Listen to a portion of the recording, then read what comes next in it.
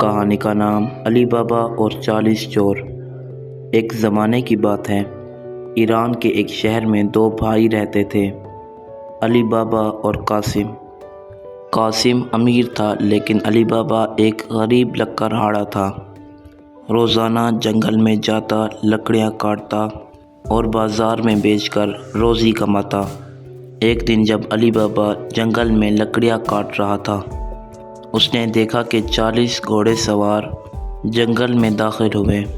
وہ جلدی سے ایک درخت پر چڑھ گیا اور چھپ کر دیکھنے لگا۔ ان لوگوں کے سردار نے ایک چٹان میں آ کر زور سے کہا، کھل جا سم سم، اور چٹان ایک جادوئی دروازے میں تبدیل ہو گئی۔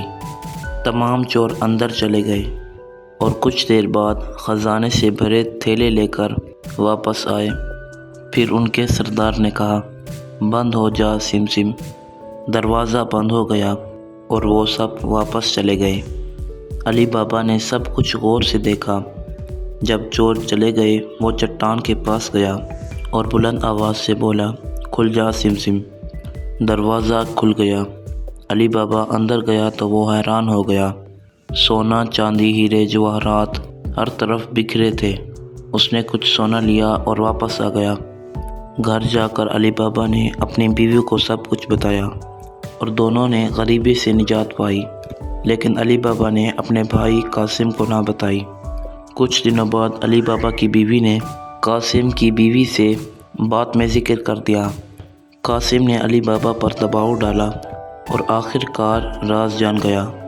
وہ فوراً خزانہ لینے جنگل گیا، مگر لالچ میں زیادہ سونا بھرنے لگا اور جادوئی لفظ بھول گیا۔ دروازہ بند ہو گیا۔ چور واپس آئے اور قاسم کو وہیں مار دیا۔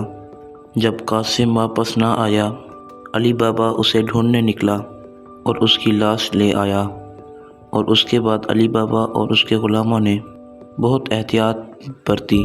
ایک ہوشیاری لونڈی مرجینا نے کئی بار چوروں کی چالاکیوں کو ناکام بنایا۔ آخر میں سردار چور نے ایک تاجر کا روپ دھار کر علی بابا کے گھر گھسنے کی کوشش کی، مگر مرجینا نے اسے پہچان لیا اور مار دیا۔